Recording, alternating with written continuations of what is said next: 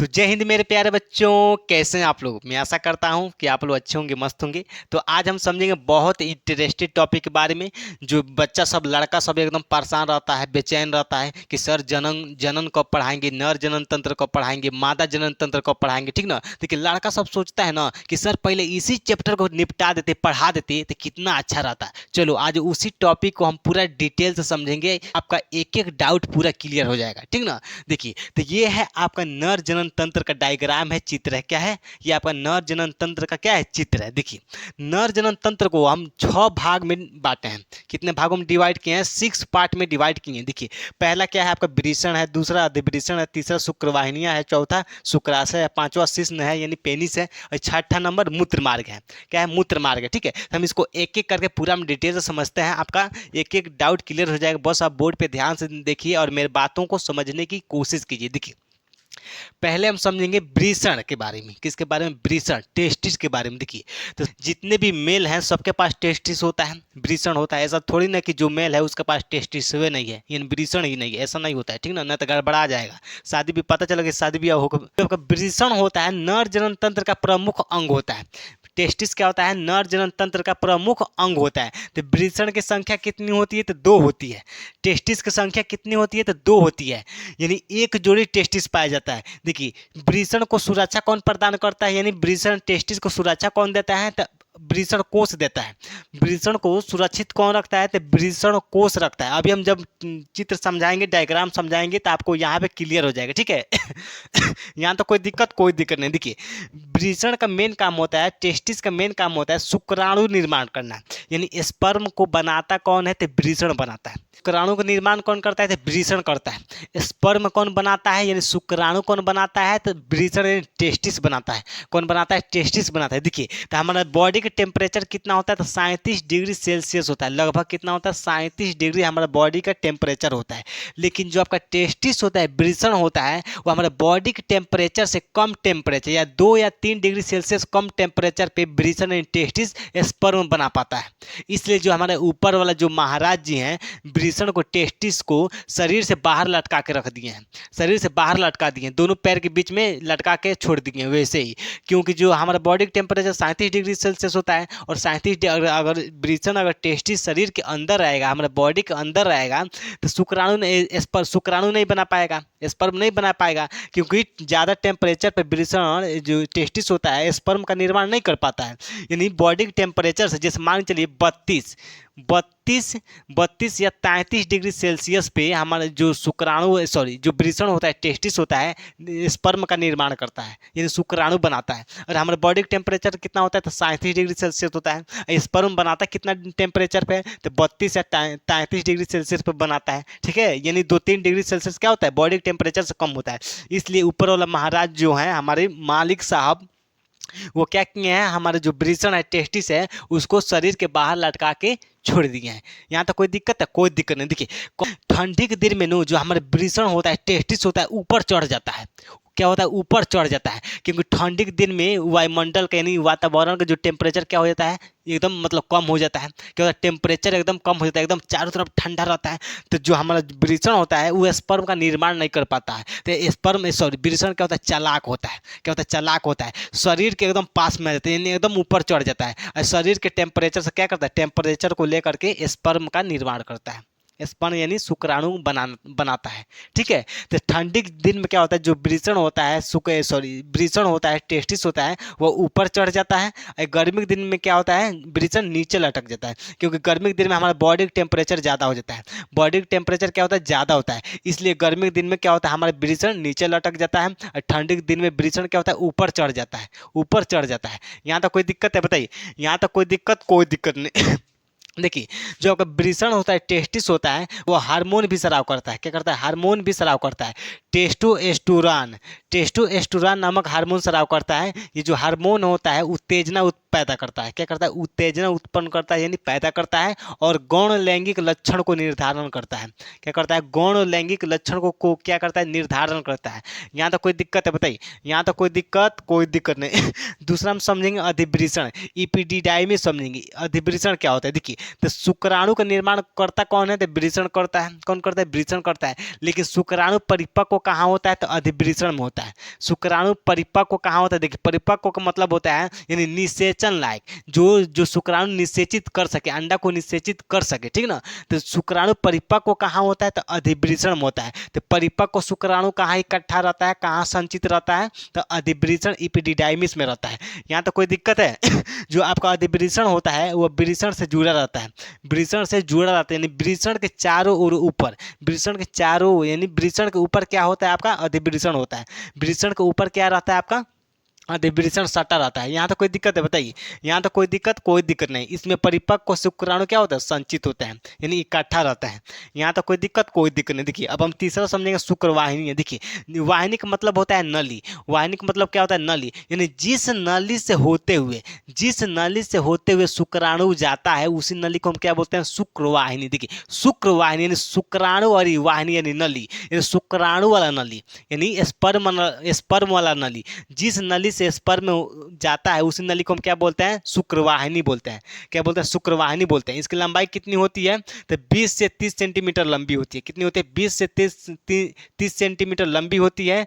इस शुक्राणु शुक्राशय में जाता है, यानी शुक्राणु शुक्रवाहिनी से होते हुए कहाँ जाता है? तो शुक्राशय में जाता है। यहाँ तक कोई दिक्कत है? शुक्राशय में जाता है। यहाँ तक कोई दिक्कत नहीं। चौथा समझिए, शुक्राशय क्या होता है? शुक्राशय जो का शुक्राशय होता है, मांसल थैली नुमा संरचना होती है, यानी मांस की एक थैली जैसे क्या होती है? संरचना होती है। यहाँ तो कोई दिक्कत नहीं। इसी शुक्राशय में शुक्राणु को क्या मिलता है? तो पोषण मिलता है। तो शुक्राणु को पोषण कहाँ मिलता है? तो शुक्राशय में मिलता है। शुक्राणु को पोषण कहाँ मिलता है? तो शुक्राशय में मिलता है। कहाँ मिलता है? शुक्राशय में मिलता है। शुक्राशय क्या करता है? शुक्राणु को लंबे समय तक जीवित बनाए रखता है, यानी जीवित बनाए रखता है। यहाँ तो कोई दिक्कत है? बताइए, यहाँ तो कोई दिक्कत नहीं। देखिए, अब हम पांचवा समझेंगे, शिश्न यानी पेनिस के बारे में। किसके बारे में? पेनिस, शिश्न के बारे में। देखिए, जो आपका शिश्न होता है, पेनिस होता है, ये मैथुन अंग होता है। क्या होता है? मैथुन अंग होता है। ये मांसल संरचना होती है, यानी मांस की होती है। जो हमारा पेनिस होता है, शिश्न होता है, ये मांसल संरचना होती है, बेलनाकार होता है। कैसा होता है? बेलनाकार होता है। यहाँ से नीचे आपको नहीं दिखाई दे रहा होगा, हमको पता है, ठीक है। यहाँ तक दिखाई दे रहा है ना बोर्ड पे? यहाँ तक चलिए, तो इसके नीचे हम लिखे बेलनाकार होती है। शिश्न की मतलब आकृति की बेलनाकार होती है। शिश्न की पेनिस की लंबाई कितनी होती है? 5 से 7 इंच क्या होती है? लंबी होती है। पेनिस कितनी लंबी होती है? 5 से 7 इंच लंबी होती है। तो पेनिस का काम क्या होता है? बताइए, पेनिस का मेन काम होता है कि शुक्राणु को गर्भाशय तक पहुंचाना। शुक्राणु को यानी गर्भाशय तक या योनि में पहुंचाने का काम कौन करता है? तो पेनिस यानी शिश्न करता है। यहाँ तक कोई दिक्कत है? बताइए, यहाँ तक कोई दिक्कत नहीं। देखिए, 6वां नंबर समझेंगे, मूत्र मार्ग, यूरेथ्रा, मूत्र मार्ग। देखिए, तो मूत्र मार्ग से आपका वीर्य और मूत्र, वीर्य प्लस मूत्र दोनों बाहर निकलता है, यानी एक ही रास्ता से आपका वीर्य भी बाहर निकलता है और मूत्र भी बाहर निकलता है। यानी मेल में क्या होता है? वीर्य और मूत्र एक ही नली से यानी एक ही रास्ता से बाहर निकलता है, शरीर से बाहर निकलता है। लेकिन फीमेल में क्या होता है? मूत्र मार्ग अलग होता है और योनि मार्ग अलग होता है। यहाँ तक कोई दिक्कत है? बताइए, यहाँ तक कोई दिक्कत नहीं। देखिए, अब हम डायग्राम समझते हैं, चित्र के बारे में पूरा डिटेल समझते हैं। देखिए, आप सभी लोग बोर्ड पे ध्यान से देखिए, तभी आपको समझ में आएगा, ठीक है। देखिए, ये वाला जो आपका पार्ट दिखाई दे रहा है, इसको हम क्या बोलते हैं? वृषण कोष बोलते हैं। क्या बोलते हैं? वृषण कोष बोलते हैं। इसी वृषण कोष के अंदर आपका क्या होता है? टेस्टिस सुरक्षित रहता है।